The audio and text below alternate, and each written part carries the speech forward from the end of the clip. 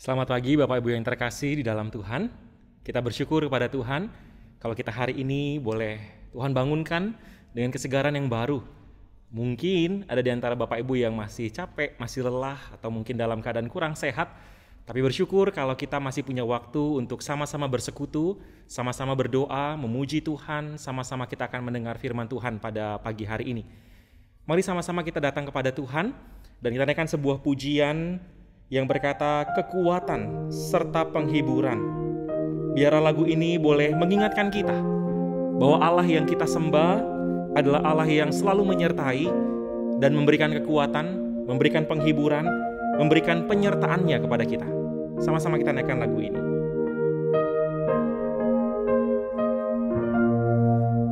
Kekuatan serta penghiburan diberikan Tuhan padaku. Tiap hari aku dibimbingnya, tiap jam dihibur hatiku, dan sesuai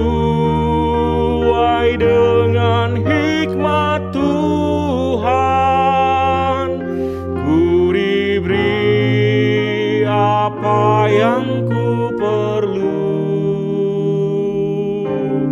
suka dan derita bergantian akan memperkuat imanku.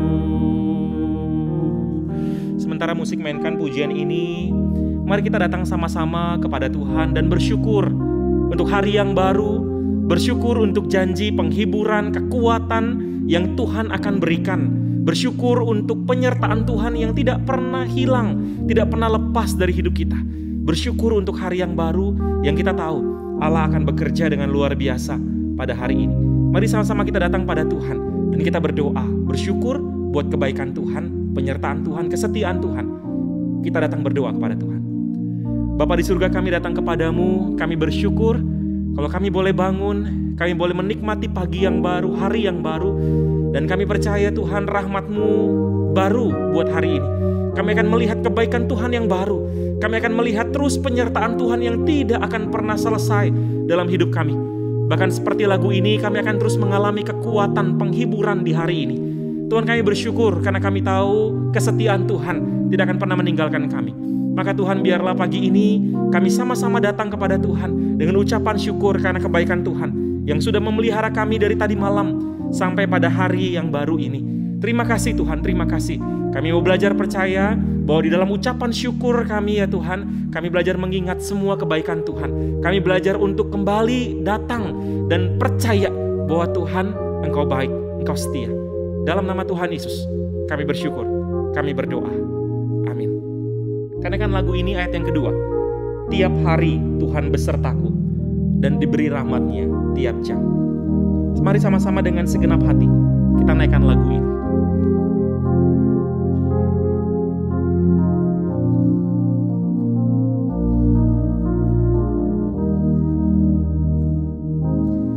Tiap hari Tuhan besertaku, diberi rahmat-Nya tiap jam. Diangkatnya bila aku jatuh, diangkatnya bila aku jatuh, dihalaukan musuhku kejam, yang namanya Raja Maha Kuasa, Bapa yang kekal dan abadi, beserta dalam suka dan duka, akan menguatkan hatiku. Mari sama-sama kita juga datang kepada Tuhan. Pagi ini kita mau datang dan kita mau berserah kepada Tuhan. Kita tidak tahu satu hari ini apa yang akan terjadi. Kita tidak tahu apa yang Tuhan akan izinkan buat kita. Tapi mari sama-sama datang dan sama-sama kita menyerahkan hidup kita ke dalam tangan Tuhan. Dan di waktu kita menyerahkan hidup kita, mari sama-sama kita juga berkomitmen agar kita boleh meresponi apapun yang terjadi dengan hati yang terus memuliakan Tuhan. Kita meresponi apapun yang terjadi dengan hati yang terus mencintai Tuhan. Sehingga satu hari ini ketika Tuhan izinkan ada suka, ada duka yang Tuhan izinkan menjadi bagian kita, kita belajar untuk berserah dan tetap memuliakan Tuhan. Karena kita tahu Tuhan berkuasa memelihara kita. Sama-sama kita datang, kita berdoa kepada Tuhan. Bapa di surga, kami datang kepadamu dan kami sama-sama datang ya Tuhan menyerahkan hidup kami. Kami tidak tahu satu hari ini apa yang akan terjadi. Kami tidak tahu satu hari ini apa yang akan Tuhan izinkan menjadi bagian kami. Tapi kami mau belajar percaya, kami mau belajar terus untuk berserah, karena kami tahu bahwa Engkau adalah Allah yang baik. Engkau Allah yang merancangkan damai sejahtera. Engkau Allah yang merancangkan kebaikan buat kami. Dan Engkau adalah Allah yang turut bekerja lewat segala sesuatu, di dalam segala sesuatu, untuk mendatangkan kebaikan bagi orang-orang yang mengasihi Engkau. Maka ya Tuhan, hari ini kami mau belajar berserah ke dalam tangan Tuhan. Bahwa bukan dengan kekuatan kami akan melewati hari ini. Bukan dengan pikiran kami, bukan dengan hebatnya kami akan melewati hari ini. Tapi dengan hidup yang bersandar pada Tuhan. Bergantung pada Tuhan, berserah pada Tuhan. Kami juga mau berdoa, Tuhan tolong kami. Pada waktu kami meresponi apapun yang menjadi bagian kami, Tuhan sertai kami, agar kami boleh meresponi dengan hati yang terus memuliakan Tuhan. Kami tidak mau meresponinya dengan emosi semata-mata. Kami tidak mau meresponinya hanya sekedar dengan perasaan kami sebagai manusia. Tapi kami mau meresponi apapun yang terjadi hari ini dengan hati yang rindu memuliakan Tuhan. Sehingga ketika suka dan duka Tuhan izinkan terjadi satu hari ini, kami tetap belajar memuliakan Tuhan. Kami tetap belajar mengasihi Tuhan lebih dari apapun juga. Tuhan tolong hidup kami, tolong hati kami, sehingga kami betul-betul menjalani satu hari ini dengan segala misterinya, dengan hati yang berserah pada Tuhan, dan dengan hidup yang komit untuk memuliakan nama Tuhan. Sebentar kami juga akan merenungkan firman-Mu, biarlah firman-Mu boleh kembali menguatkan kami untuk menjalani hari ini, dan untuk pertumbuhan iman kami, sampai kami berjumpa dengan Engkau, ya Bapa. Berkati hamba-Mu, berkati setiap jemaat yang akan mendengar. Dalam nama Tuhan Yesus Kristus, kami berdoa, kami bersyukur. Amin. Bapak Ibu yang terkasih di dalam Tuhan, saya akan melanjutkan pembahasan tentang seri berbahagia. Dan kalau pertemuan yang pertama, saya sudah menjelaskan tentang konteks daripada seri berbahagia ini dalam khotbah di bukit, bahwa ini adalah sebuah pengajaran Tuhan Yesus yang kontras dengan ajaran dunia, sebuah pengajaran Tuhan Yesus yang memutarbalikkan persepsi atau pendapat orang-orang di dunia ini. Saudara, maka di pertemuan pertama kita sudah belajar, berbahagialah orang yang miskin. Kita tahu sama-sama dunia mengajarkan yang seharusnya berbahagia adalah orang yang kaya. Yang seharusnya berbahagia adalah orang yang hidup dalam kemewahan, kelimpahan. Tapi Tuhan mengajarkan berbahagialah orang yang miskin di hadapan Allah, karena ini bicara soal hati yang bergantung penuh kepada Allah.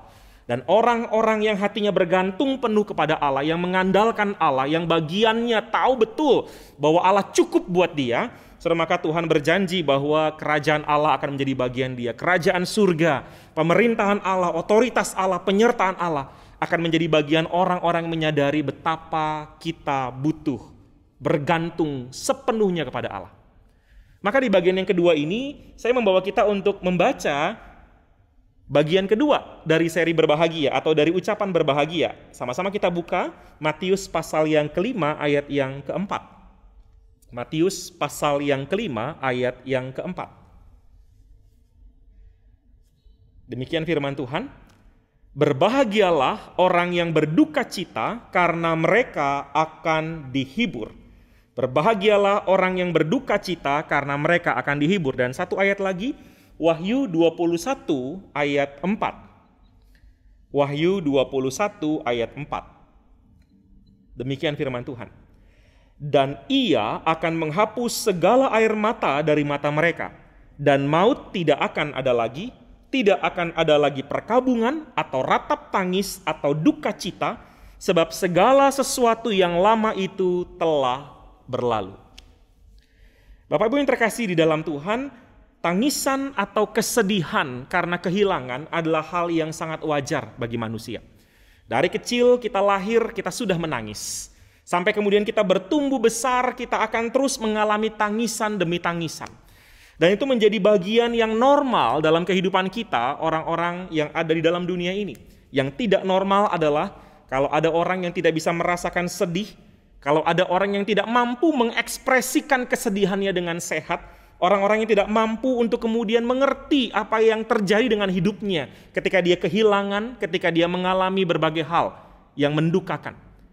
Yang normal adalah ketika berduka, menangis, ketika sedih, menangis, ketika mengalami hal-hal yang tidak menyenangkan, lalu kemudian merasakan ada sesuatu yang berbeda dengan hati.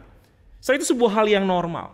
Tapi menariknya adalah, di zaman dulu, saudara, orang Romawi, orang Yunani menganggap orang-orang yang berduka cita, atau menganggap orang-orang yang sedih karena mengalami berbagai situasi yang tidak menyenangkan, kehilangan orang yang terkasih, bisnis yang berantakan, kesehatan yang menurun, atau mengalami kejahatan dari orang lain, difitnah, diperlakukan dengan tidak sopan, direndahkan, dan segala macam. Orang Yunani dan orang Romawi, saudara, di zaman itu menganggap bahwa sangatlah bodoh, sangat tidak terpelajar untuk kemudian meresponi semua itu dengan duka cita.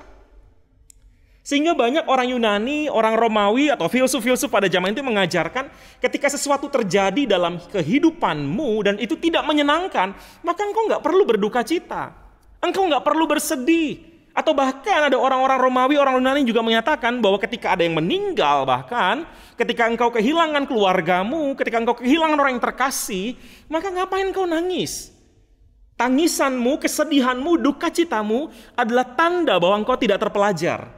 Kalau engkau terpelajar, engkau mengerti filsafat, otakmu ini jalan begitu kira-kira saudara ya.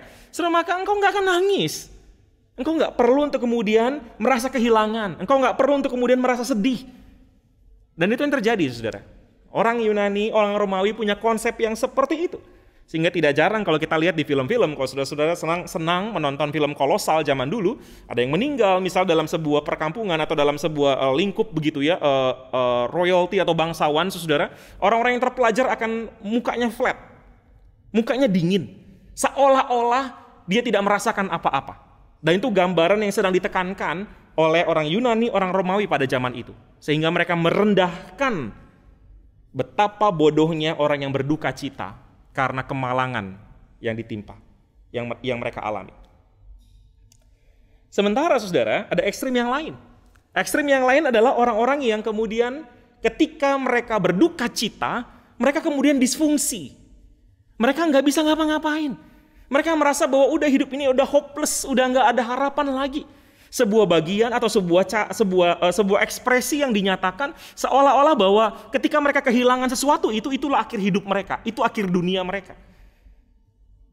Soalnya menjadi bagian yang juga menyedihkan. Karena tidak sedikit juga orang-orang yang seperti itu.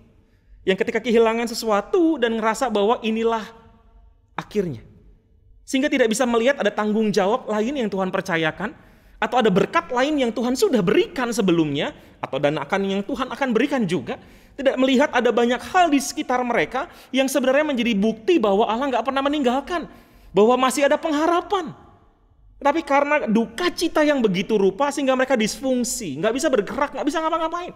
Hidupnya diselimuti dengan tangisan, tiap malam ketika mengingat orang yang terkasih hanya bisa menangis, nggak bisa ngapa-ngapain lagi. Seorang ibu yang kehilangan suaminya, akhirnya kemudian gak bisa masak, gak bisa ngurus anak, disfungsi. Seorang anak yang kehilangan papa atau mama yang terkasih, gak bisa belajar, gak bisa bergaul, mengurung diri di kamar, disfungsi. Dan tidak sedikit orang-orang yang seperti itu.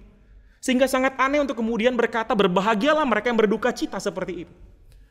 So, makanya menjadi bagian yang menarik. Di satu sisi ada orang yang menganggap duka cita itu adalah sesuatu yang tidak terpelajar, bodoh, tidak layak untuk ditunjukkan, tidak layak untuk kemudian dialami manusia. Sementara ada bagian yang lain kemudian menunjukkan ekspresinya dengan sangat berlebihan, atau bahkan dengan sesuatu yang tidak mampu mereka kuasai lagi, sehingga akhirnya mereka disfungsi. So, di tengah dua ekstrim inilah perkataan Yesus membawa kita melihat sudut pandang Allah. Sudut pandang Allah ketika bicara soal berduka cita adalah berbahagialah. Sudut pandang Allah ketika berbicara soal duka cita bukanlah merendahkan, bukan juga kemudian mengizinkan sampai akhirnya disfungsi, tidak bisa bersikap, tidak bisa melakukan segala sesuatu seperti layaknya orang normal. Tidak, saudara. Tapi bagian pertama yang kemudian Tuhan izinkan untuk kita sama-sama perhatikan adalah berbahagialah orang yang berduka. Cap berbahagia itu diberikan kepada mereka yang berduka cita. Bahwa duka cita itu bukan sesuatu yang aneh di mata Allah. Duka cita itu bukan sesuatu yang menjijikkan di mata Allah. Duka cita itu juga bukan sesuatu yang terlalu besar buat Allah sehingga Allah nggak bisa intervensi di dalamnya. Tidak. Yesus pernah menangis pada waktu Lazarus mati, saudara. Dan dia berduka. Tangisan itu adalah tanda duka citanya, dia berduka. Yesus juga pada waktu melihat Kapernaum, kota yang sangat-sangat banyak mengalami mujizat dari Yesus, Yesus juga menangis. Saudara, maka ini menjadi bagian di mana Yesus menunjukkan dia pernah mengalami duka cita. Dan disinilah kita dibawa untuk melihat sudut pandang yang tepat tentang duka cita, tentang kesedihan, tentang kehilangan. Dan Yesus berkata, berbahagialah engkau yang berduka cita.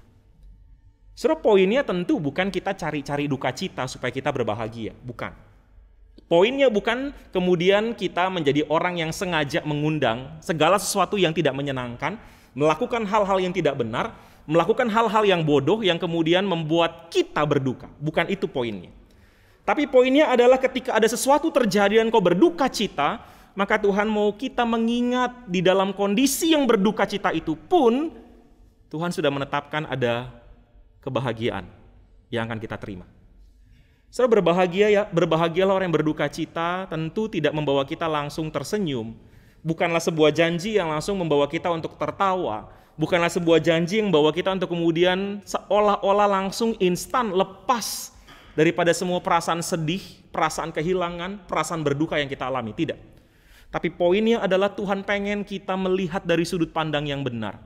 Duka cita adalah bagian bagi manusia. Bagian yang tidak akan terhilangkan dari kita. Pertanyaannya adalah duka cita karena apa yang dimaksudkan di bagian ini?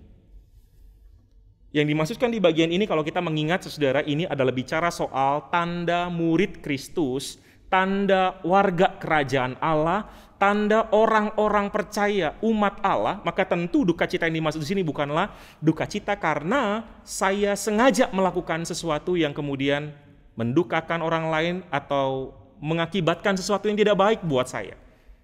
Bukan karena saya sengaja melakukan sesuatu yang kemudian akhirnya mengundang bencana buat saya dan itu menjadi sebuah tanda bahwa saya orang berbahagia. Bukan di situ poinnya.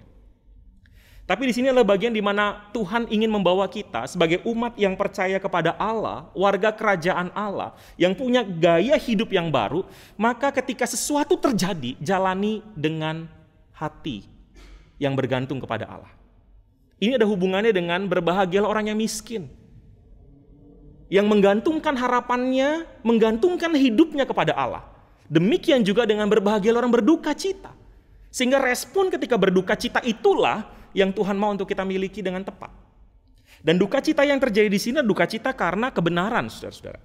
Kita menangis, kita bersedih karena kita tahu ada kebenaran yang seharusnya menjadi bagian kita. Yang seharusnya kita kerjakan. Yang seharusnya kita katakan, kita pikirkan, kita lakukan, tapi kita nggak sanggup lakukan itu. Atau karena sebuah kebenaran yang seharusnya dinyatakan oleh orang-orang tertentu, tetapi orang-orang tertentu kemudian tidak lakukan itu. Dan kita menangis, kita bersedih karena hal itu.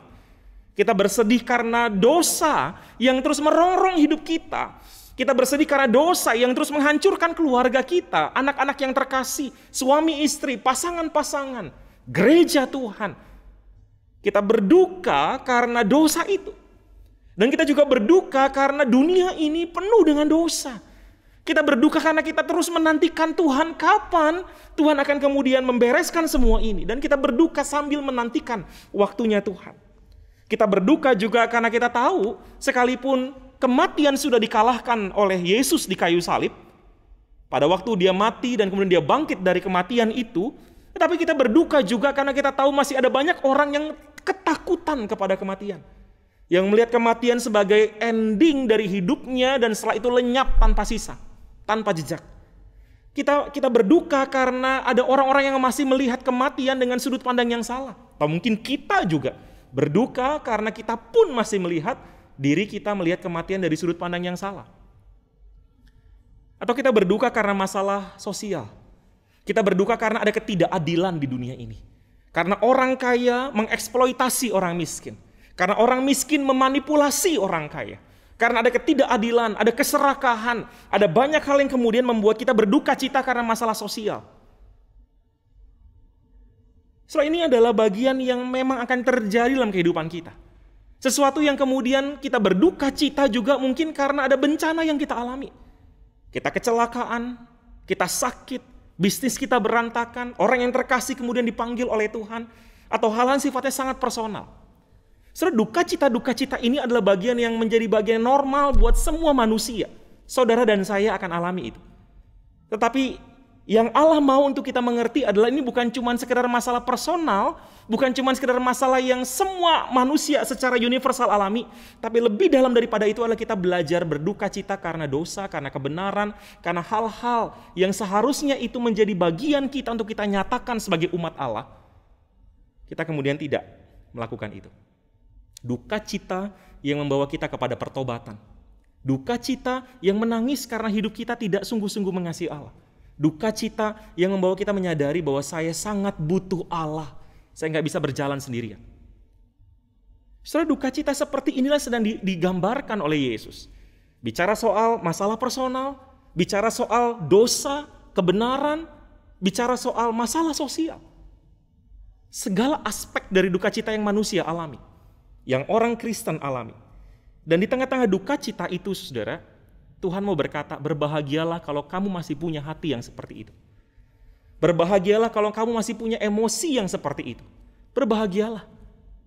Kenapa, saudara? Karena di tengah-tengah emosi yang seperti itu, kita berduka karena dosa. Kita berduka dan kita rindu ada pertobatan yang terjadi.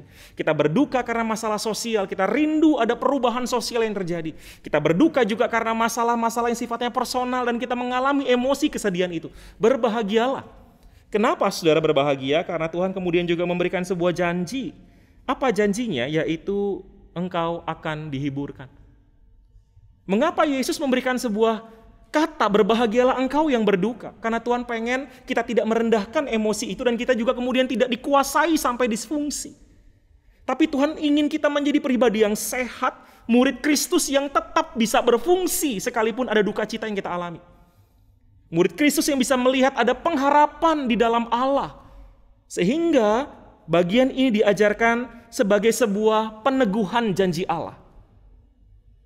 Bagian pertama, kalau saudara ingat, berbahagialah orang yang miskin karena merekalah yang empunya kerajaan surga. Mereka yang empunya penyertaan Allah, penyertaan surga itu menjadi bagian mereka.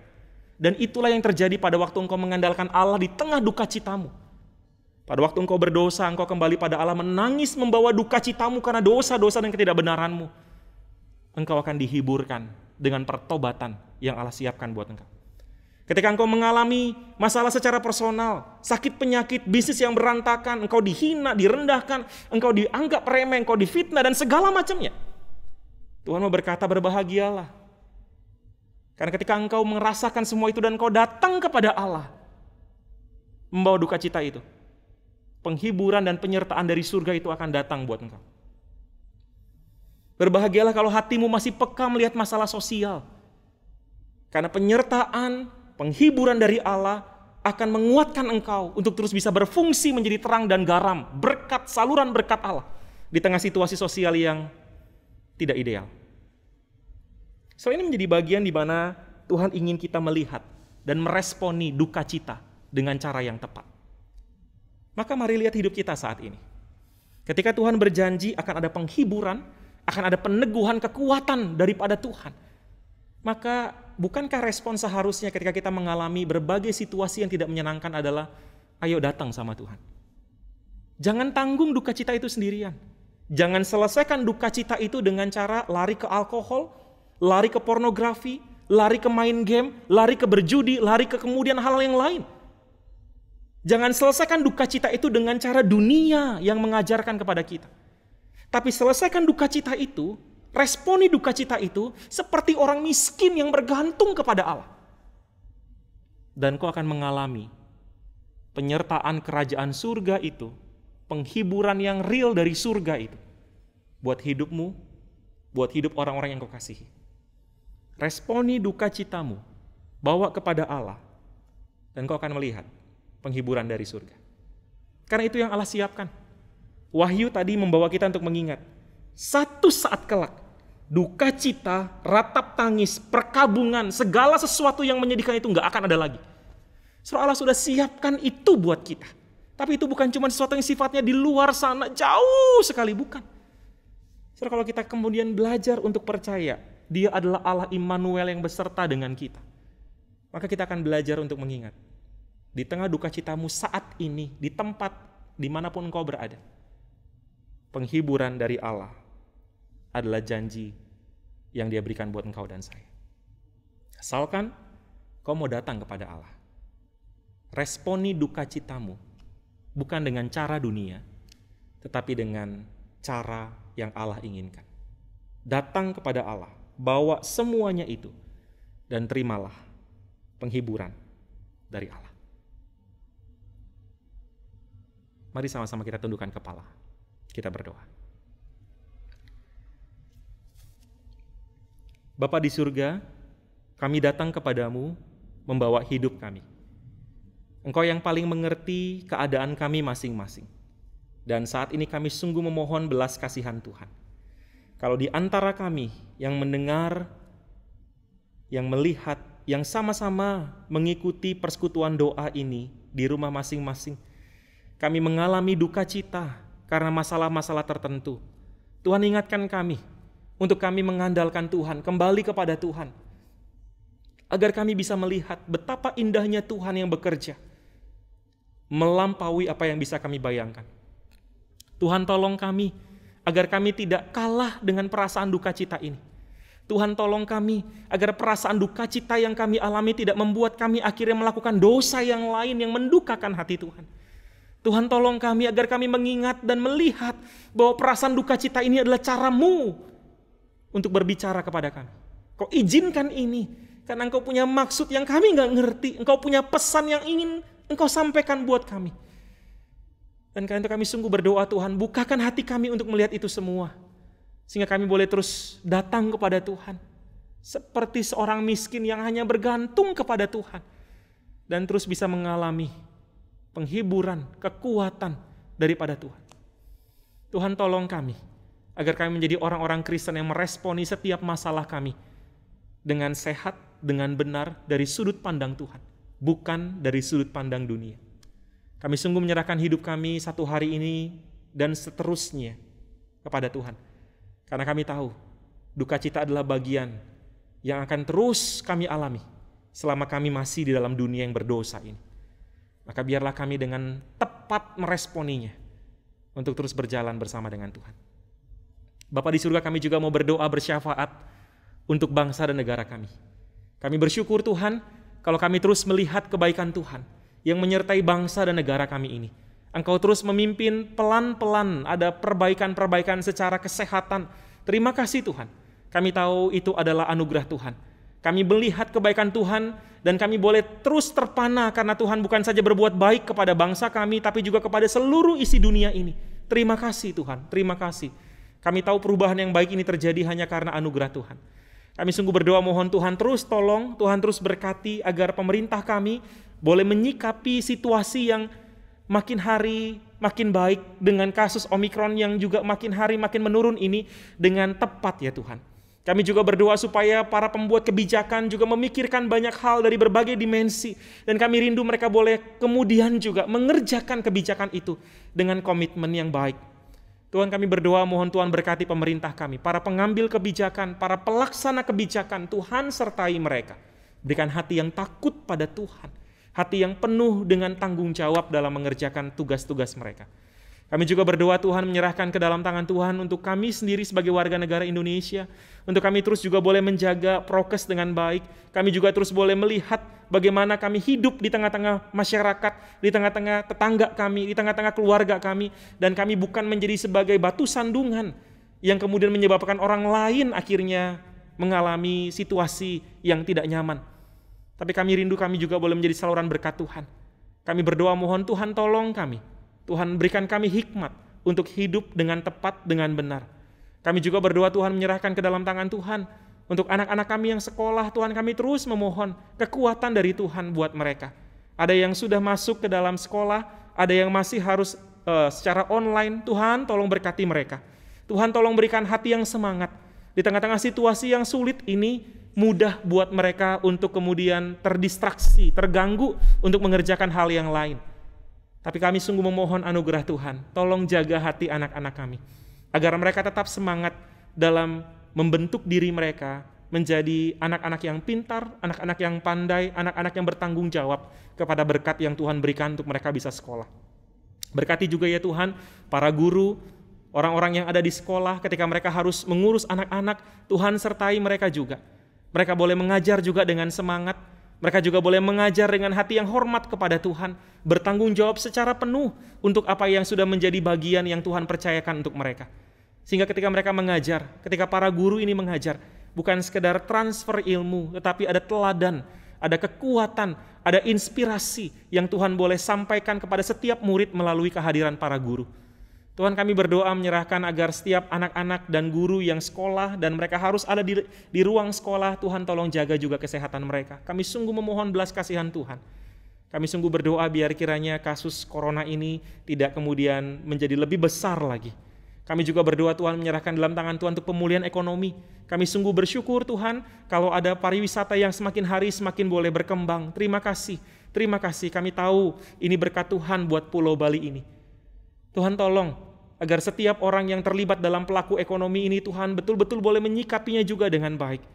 Secara khusus buat setiap jemaat Tuhan, kami berdoa mohon Tuhan tolong mereka, agar mereka tidak mencari jalan singkat, jalan pintas yang mendukakan Tuhan, untuk bisa kemudian mulai kembali mengalami bisnis yang baik.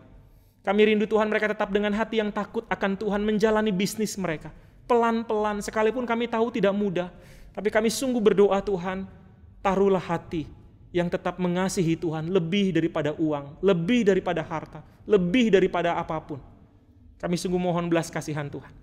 Kami juga berdoa ya Tuhan buat besok, kami akan sama-sama beribadah, Tuhan juga tolong berkati. Sehingga gereja kami dan gereja-gereja di seluruh dunia ini boleh kembali mengalami hidup yang lebih dekat dengan Tuhan. Hidup yang terus memuliakan Tuhan, hidup yang terus belajar untuk menjadi saluran berkat bagi banyak orang. Tuhan kami berdoa biar besok gereja kami dan juga gereja-gereja yang lain ketika kami datang beribadah kami memohon penyertaan Tuhan dan perlindungan Tuhan juga. Tuhan tolong agar kami yang datang dan pulang nantinya juga dalam keadaan sehat, kami mohon pertolongan Tuhan. Tuhan tolong juga agar kami yang datang kami juga boleh mengalami kehadiran Tuhan lewat firman Tuhan, lewat pujian, lewat persekutuan di antara kami. Kami rindu Tuhan kami boleh mengalami betapa baiknya Tuhan lagi. Tuhan tolong. Kami juga berdoa untuk para pelayan Tuhan agar mereka dengan segenap hati melalui puji-pujian, melalui firman yang dipersiapkan untuk kemudian membawa setiap jemaat kembali melihat kepada Tuhan. Kami berdoa untuk setiap para penata layan. Kami mohon Tuhan berkati. Kami juga berdoa untuk teknologi yang digunakan. Tuhan juga sertai. Sangat mudah buat kami untuk merasa oke, seolah-olah kamilah Tuan atas teknologi. Tanpa sadar bahwa kami akhirnya menyombongkan diri dan tidak membutuhkan Tuhan. Tuhan kami tidak mau gereja kami dan gereja-gereja yang lain punya spirit yang seperti itu. Tapi kami rindu terus bergantung kepada Tuhan. Berkatilah ya Tuhan, agar melalui teknologi ini, anak-anak Tuhan boleh dibangunkan lagi imannya untuk datang kepada Tuhan. Ini doa kami Bapa. Kami bersyukur kami boleh bersama-sama membawa doa syafaat ini ke dalam Tuhan. Dan kami berdoa buat hari ini, sekali lagi kami memohon berkat dari Tuhan, penyertaan dari Tuhan, untuk kami boleh menjalaninya dengan hati yang terus dekat dan memuliakan Tuhan. Di dalam nama Tuhan Yesus Kristus, kami bersyukur, kami berdoa. Amin. Bapak Ibu yang terkasih dalam Tuhan, persekutuan doa kita sudah selesai. Selamat menjalani hari ini. Tuhan Yesus memberkati Bapak dan Ibu semua. Amin.